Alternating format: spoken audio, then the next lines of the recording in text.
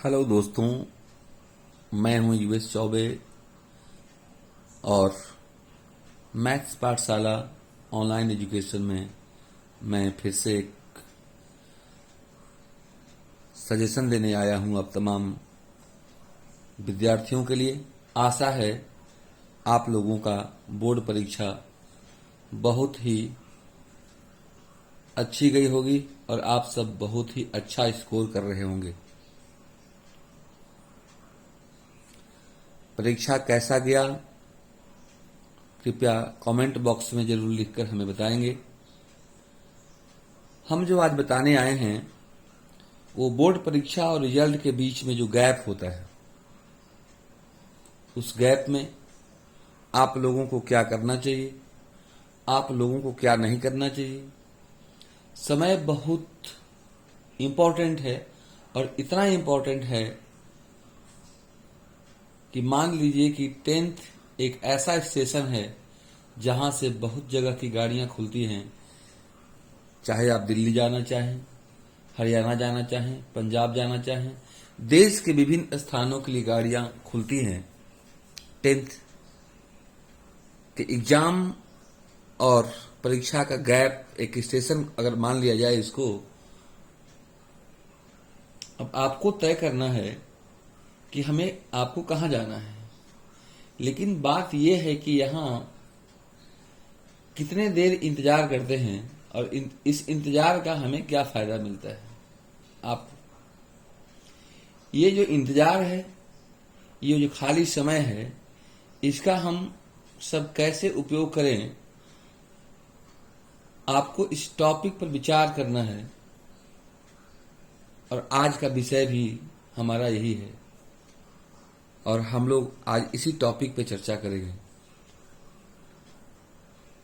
देखिए, एक कहावत है, कौन कहता है कामयाबी किस्मत तय करती है। कौन कहता है कामयाबी किस्मत तय करती है। इरादों में दम हो तो मंजिलें भी झुका करती है। मेरे प्यारे प्यारे विद्यार्थियों, जैसा आप जानते हैं, बिना संघर्ष कोई महान नहीं होता। बिना कुछ किए जय जयकार नहीं होता। जब तक पड़ती नहीं हथौड़ी की चोट, तब तक कोई पत्थर भी भगवान नहीं होता। तो मेहनत रूपी चोट से अगर आप डर गए तो समझो हम मर गए या आप मर गए। प्यारे विद्यार्थियों, बेहतर जीवन जीने की बात हो या बेहतर नौकरी पाने की बात हो, दोनों के लिए पढ़ाई बहुत जरूरी है। अब देखो, 10th के बाद अगर आप सही डिसीजन नहीं लेते हैं कि हमें कहां जाना है, कौन सा सब्जेक्ट का चयन करना है और क्या करना है, तो आपका आगे का लाइफ बहुत समस्या भरा रहने वाला है। बहुत बच्चे 10th के बाद ये सोच लेते हैं कि बस हम 10th पास करने के लिए पढ़ रहे हैं। लेकिन और बच्चे 3 प्रकार के होते हैं और 3 प्रकार के बच्चों में उनके पेरेंट्स का भी बहुत बड़ा रोल होता है उनको 3 प्रकार बनाने में। वैसे तो सभी बच्चे जितने भी नौजवान हैं, बस उन्हें रास्ता दिखाने वाला कोई नहीं होता है, नहीं तो सभी नौजवानों में जोश, जुनून और जज्बा होता है। अब 3 तरह के विद्यार्थी कैसे कैसे होते हैं, आप हमें कमेंट करके जरूर बताएंगे कि आप इन तीनों में किस तरह के विद्यार्थी हैं। आज अंतिम तक यदि वीडियो सुनेंगे आप, तो जरूर आप डिसीजन ले पाएंगे कि हम किस तरह के विद्यार्थी हैं और हमें आगे जाकर सफलता पाने के लिए क्या क्या करना चाहिए। ये वीडियो खासकर उन माता पिता के लिए भी जरूरी है जो माता पिता गांव में रहते हैं और वो अपने बच्चों को ब्रांडेड कपड़ा पहनाने के लिए शहर तो ले जाते हैं, ब्रांडेड कपड़ा खरीदने के लिए शहर तो ले जाते हैं, लेकिन ब्रांडेड किताब और ब्रांडेड कॉन्सेप्ट देने के लिए वे उनके साथ कैसा दुर्व्यवहार करते हैं।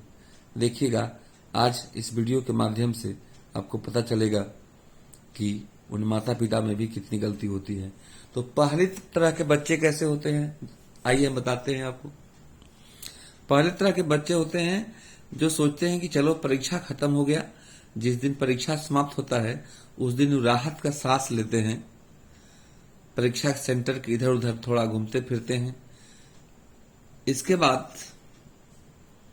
वो घूमना चालू करते हैं। तो घूमना दो तरह से होता है उनका, या तो वो मामा घर जाएंगे, नाना घर जाएंगे, मामा नाना तो एक ही हो गए, या फूफा घर जाएंगे, या भैया के ससुराली जाना शुरू करेंगे, या जीजा जी के यहाँ जाएंगे, मस्ती करेंगे, एंजॉय करेंगे। बस उनके लिए परीक्षा जो था एक ड्यूटी था और बस वो परीक्षा में पास करना चाहते हैं। एक दूसरे तरह के विद्यार्थी हैं जो 10th के बाद, अब इनके माता पिता जो है वो पढ़ाई जानते तो हैं लेकिन ये नहीं जानते हैं कि पढ़ाई को करना कैसे चाहिए। जैसे मान लो खाना आपके पास है, आपको ये पता है कि खाना चाहिए, लेकिन कहाँ खाना है ये पता नहीं है। चावल दाल सब्जी सान करके और उसको पेट पर सुधा के सूत गए, तो भैया पेट की यारी तो नहीं ना है जो खाना को शोधेगा। अब वो क्या करेंगे, देखिए दूसरे टाइप के विद्यार्थी 10th के परीक्षा देकर के जो गैप बचेगा उनका, तो या तो वो कंप्यूटर कोर्स करने लगेंगे या तो स्पोकन कोर्स करना शुरू कर देंगे। अब ये दोनों खराब है। अब कहोगे सर इस नए जमाने में 4G 5G का जमाना है और इसमें आप कंप्यूटर को खराब कर रहे हैं। अरे भैया ये जो कंप्यूटर करते हैं आप, ये इस कंप्यूटर का आगे का कोई लेना देना नहीं है। जैसे आप मोबाइल चलाने सीख गए, मोबाइल का कोर्स कहीं नहीं किया आपने, वही सेम चीज है कंप्यूटर। हाँ, ये उन बच्चों के लिए जरूरी है जिसको किसी सस्ते दुकान में जाकर नौकरी करना है, बिल बनाना है या और कुछ करना है, या मोबाइल कंप्यूटर आपके घर पे है उसमें सिनेमा देखना है या छोटा मोटा वर्क करना है।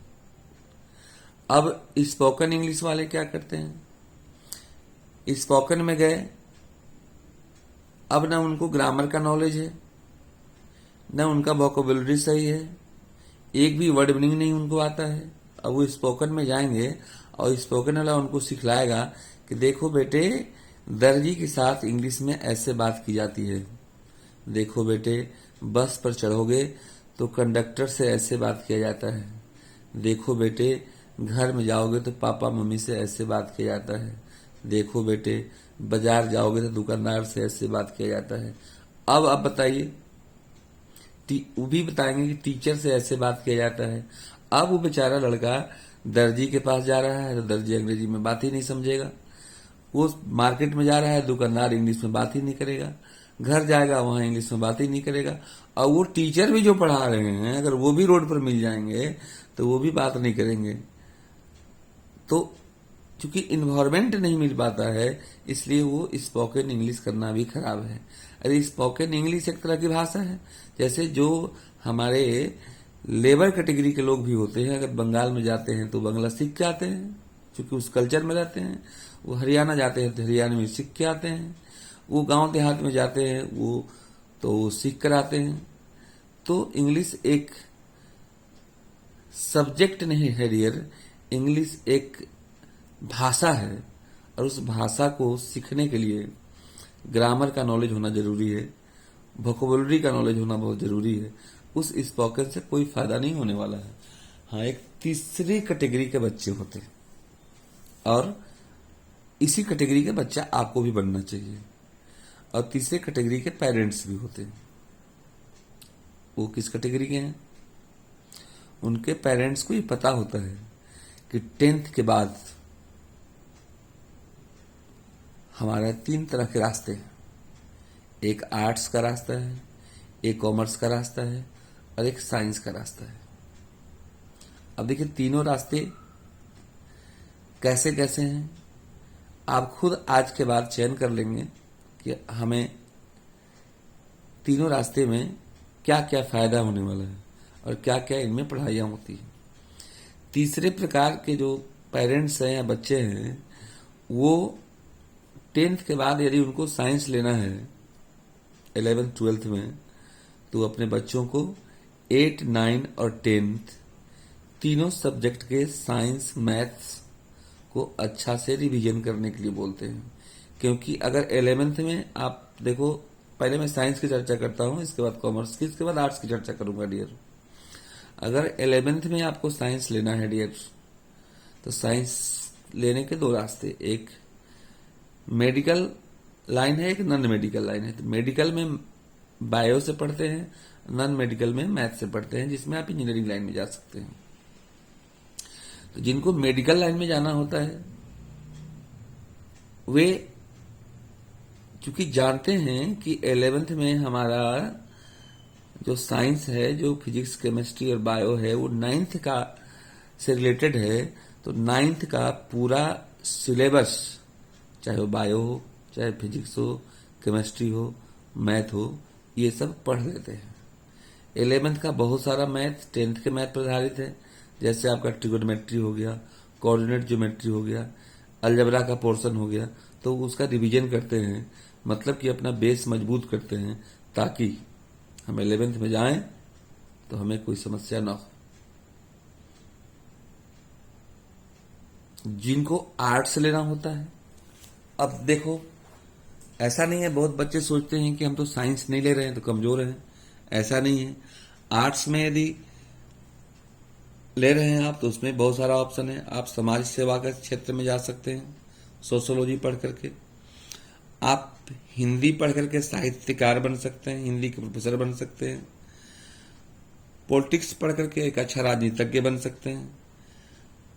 उसमें लॉ की पढ़ाई होती है, जो अच्छा वकील बन सकते हैं, जज बन सकते हैं। इकोनॉमिक्स पढ़ सकते हैं। इसके बाद संस्कृत पढ़ सकते हैं आप, और संस्कृत का कितना बड़ा वैल्यू है ये भी आप जानते हैं आप। तो आप ऐसा नहीं सोचना है कि आर्ट्स हमारा खराब सब्जेक्ट है। जिनको साइंस में रुचि नहीं है, देखिए आप अगर खराब सब्जेक्ट का चयन कर लिए, जैसे आपको मन नहीं है साइंस पढ़ने का, आपको साइंस में रुचि नहीं है, अगर 10th के परीक्षा के बाद आप टोटली बैठ गए हैं और 9th और 10th भूल गए हैं, तो 11th में आपको बहुत ज्यादा परेशानी का सामना करना पड़ सकता है। देखो अक्सर हम वीडियो सामने आकर बनाते हैं डियर, लेकिन आज सामने आकर वीडियो इसलिए नहीं बनाए हैं। सामने एक साइकिल रखे हैं और उस पर देखो एक लड़की बैठी हुई है, वो स्कूल जा रही है, ताकि उसको देखकर आप समझें कि पीछे उतना ही लोड आप पे पड़ने वाला है। आप 11th में जाएंगे, चाहे आप आर्ट्स लें, साइंस लें, अभी एक और स्ट्रीम बाकी है, कॉमर्स के बारे में बताएंगे, सब में 8, 9, 10 की आवश्यकता पड़ने वाली है। तो आप अगर रिवीजन नहीं करते हैं 8, 9, 10 का, सिर्फ बैठे रहते हैं, तो आगे चूंकि आपके सामने बहुत बड़ा समस्या आने वाला है, इसलिए हम आज आपके सामने आकर वीडियो नहीं बना रहे हैं, क्योंकि हम आपके समस्या नहीं हो सकते हैं, हम आपके समाधान हैं डियर। आप मेरे चेहरे की मुस्कान है। तो आर्ट्स में ये सभी चीजें हो गई। कॉमर्स में यदि आपको बैंक मैनेजर बनने की इच्छा हो, आपको सीए बनने की इच्छा हो, आपको अकाउंटेंट बनने की इच्छा हो, तो कॉमर्स का अध्ययन आप कर सकते हैं।